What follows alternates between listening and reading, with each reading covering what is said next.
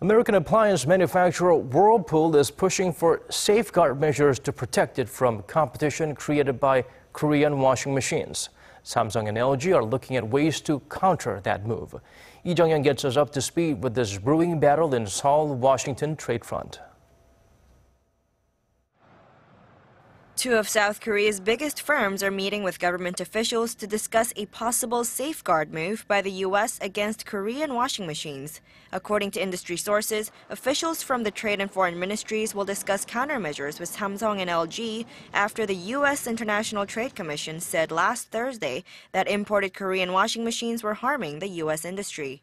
The commission made the claim after a 4-month probe prompted by a safeguard petition filed by U.S. home appliance maker Whirlpool to stop its South Korean rivals from flooding the U.S. market with cheaper appliances.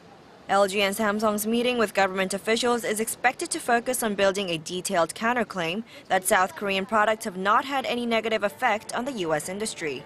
One of their arguments is that even though Samsung Electronics does top the list of home appliance companies in the U.S., the market share of all brands owned by Whirlpool combined has barely been affected. Whirlpool's operating profit dropped by a mere 0.5% to 11.8% in the second quarter of this year.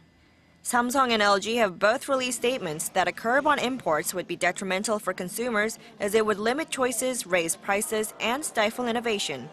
The safeguard petition comes amid a noticeably growing number of import restrictions that have appeared since the Course FTA took effect 5 years ago. Cases of restrictions have risen 6-fold since 2012. And they've become even more common since the Trump administration took office, with this case being the 8th already this year.